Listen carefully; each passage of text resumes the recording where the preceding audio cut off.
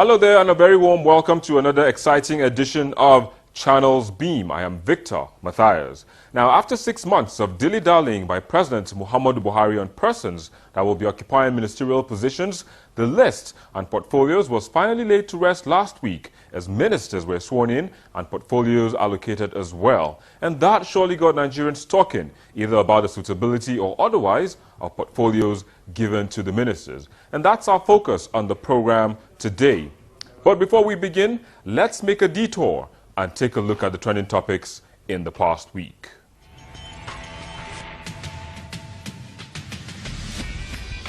Long queues returned to Nigerian petrol stations, and Nigerians wasted no time in expressing displeasure over the fuel scarcity that hit the country few days after the federal government paid over 400 billion naira subsidy funds to oil marketers.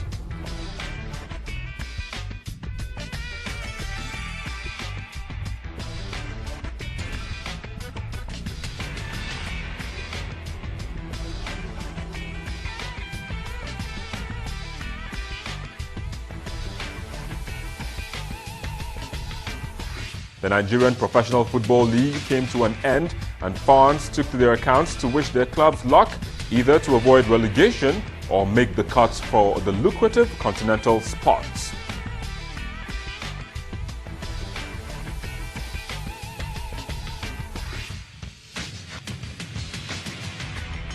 Paris was also on the trends list after terrorists stormed the French capital city and killed over 100 people.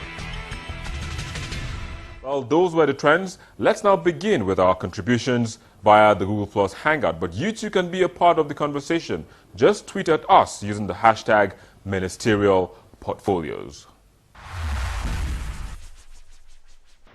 guess as the topic implies that as the president been able to put the round pegs in the round hole, I personally believe that he has done just that. You know, many Nigerians will say that they are square pegs in the round hole, or maybe round pegs in square holes. But for me, I've been able to realize that this president has successfully, used the political composition at his disposal very well. He has been able to fix these people in the right place. So I believe that the appointments are okay, and the portfolios are also okay. A lot of Nigerians will, if they had the opportunity to do this, they'll do it in different ways. It will amaze you that some people, if they had the opportunity, like Mr. President, they'll put someone like Mohammed in defense. That's to tell you that different strokes for different folks. So for me, I think that the president has been able to do just that. I beg your pardon. He has been able to do just that, and I'm looking forward to see them perform. He has chosen those that are experienced, those that have been in the service of the nation for long, those who will not be there just starting to learn, and I think he has done what is right. Those that can carry Nigeria along, and those that are passionate with the belief of making Nigeria to be one of the good nations in the world. I think he has done well. The only reservation I have, I'm not saying I'm absolutely right, is the Minister for Finance, Kemi Adeosun.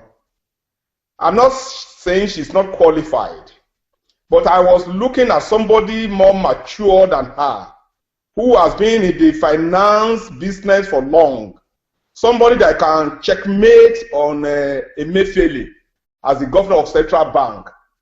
I'm looking at somebody Emefiele will be able to respect very well. That is the only reservation I have, but I believe with the Minister of National Planning working in harmony with the Minister for Finance, they can still checkmate the Central Bank. Kemi Adeosun obviously is not going to be on her own. I see the Vice President also being part of the team, and obviously she has people that she will report to. So if we think that she will be bamboozled by the CBN. I won't mention the CBN governor, but maybe by the CBN and CBN policies. I think it's not going to work in the administration of President Mohammed Buhari. So Kemi Adeosun has expertise, and she has some level of leadership. She has a success story in Ogun State, and I think we can leverage on that and give her a good opportunity. I have followed some of the issues raised so far. For example, I have followed what a professor at the University of Lagos, Professor Akin Oyebode, said about Adamu being appointed a senior minister of education, and that he will be deputized by one Professor Anthony Onwuka.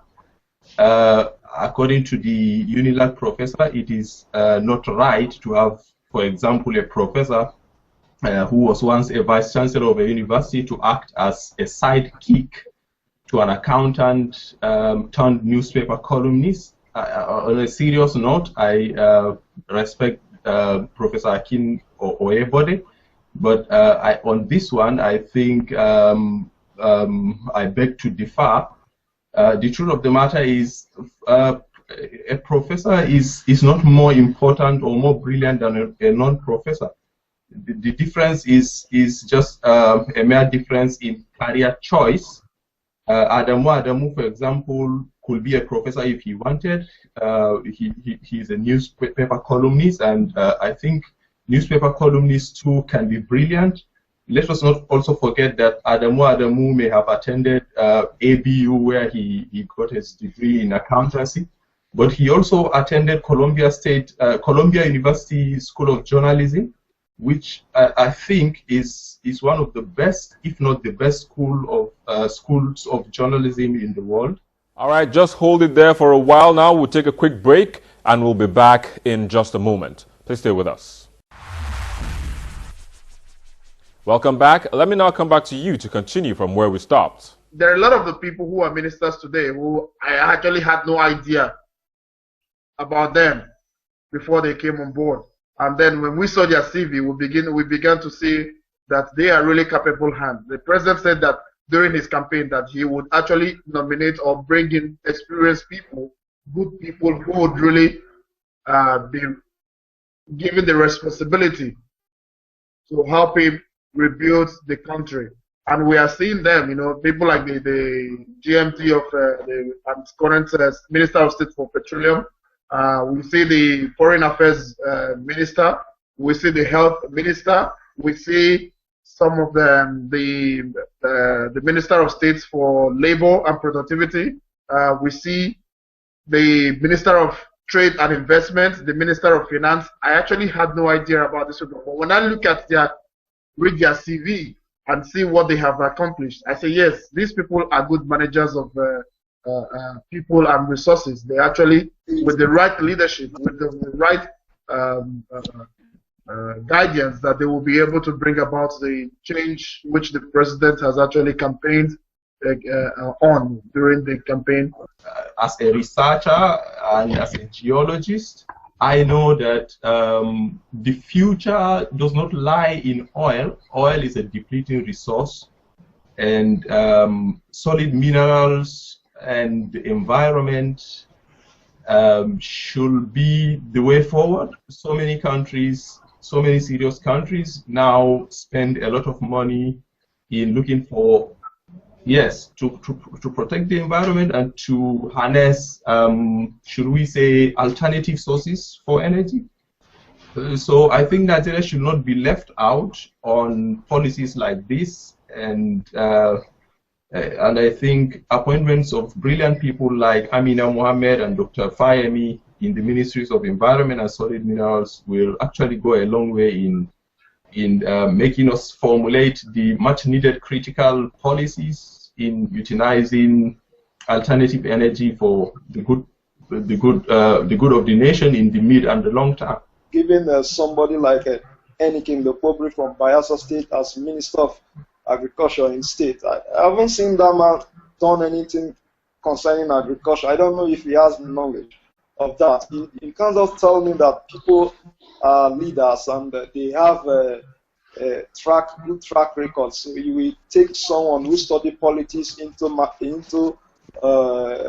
someone who studied political science and put him in the area of engineering. That will not produce any result, because those people who are expert in the engineering, they will come up and give him some language to deceive him and collect a lot of the day, collect money, and you see that work will not be done. That's why people are saying that if you are going to say that you want to do things different from what they have done before, you have to assign people into a portfolio that will fit them in, like that of Babatunde Fashola, former Lagos State Governor. He has done well. Everybody in Nigeria can testify to the good work he has done. So his ministry, for me, is okay with him, because I've seen him as someone who is capable of changing things around. So his ministry is not bad, but like that of Minister of Sport, at least the president might have done better. For me, President Buhari appointed leaders, also experts, though not directly connecting to the portfolios. The problem of this nation surpasses expertise, as it has failed us in time past, and we all know that. But we believe with quality leaders, this particular administration will do good. Obviously, some appointments didn't correlate with the thoughts of many Nigerians. You know, number one, like Kemi Adeosun. But I think the president has fixed his tested loyalists in those positions that are directly connected to APC's promises for his tenure. I'm talking about people like BRF, Fayemi, the Dan Bazaar, Rotimi Amechi, and Ingige. You know, talking about the job and employment issues. We're talking about the power issues, and so he has been able to put his test. As I said initially, that I see a president that has been able to use the political composition at his disposal very well, and he's been able to manage them. I personally would have preferred Dr. Okechukwu Elenema to be the Minister of Finance, but I don't still think that it's a bad idea to put him to make him the Minister of Trade. But like Solomon Dalong said, he said that a lot of people might say that he doesn't have experience in sport ministry, but he has leadership skills. So I think there's already a ministry. We have civil servants there. The minister is an appointed personnel, and he's supposed to bring in his leadership skills. The issue of labor, productivity, employment is something which has not been addressed properly before. We find that people in Nigeria, we have a system where you can hire and fire. A lot of people just go to work and they are told that they are not employed anymore. There is no law as actually protecting the rights of the people. You cannot actually be sure what happens, and then you become a slave at the place where you are employed. So you find a situation where companies just decide what to do or what they do with their employees without actually providing them the platform opportunity for them to be either be fully compensated or to have the chance to actually find another job. So these are some of the issues where we the government, the ministry has to actually address. What type of laws would be created in order to help people to get a job and keep the job? I do not know any country in the world which has moved forward without electricity. I do not think that there is a civilization in this century of ours that has moved forward without electricity. So I think he chose the right person for the job, Babatunde Raji Fashola. I think that Fashola, because of his nature of bringing out a very good situation out of a horrible situation, which I think all of us agree that Fashola did well in Lagos. I think that the president trusts the performance of Fashola, and that because I think Fashola has this natural gift and ability of of making a good situation out of a bad one. So if Fashola and by extension the Buhari government can provide electricity to Nigerians, then this government or this administration will be remembered for outperforming all the others that preceded her. It is true that you need electricity to create jobs for our unemployed youthful population. You need electricity to educate your people well. You need electricity to carry out quality researches in the industry and the academia. You need electricity so you can support the people at the subsistence level. So many people are not interested for working the government when they graduate. All right, guys, thank you for coming this afternoon on the program and sharing your thoughts, but that's where we have to leave it on this segment of the program. We'll take a quick break, and when we return, we'll be joined by a public affairs analyst, Jide Benson. Please stay with us.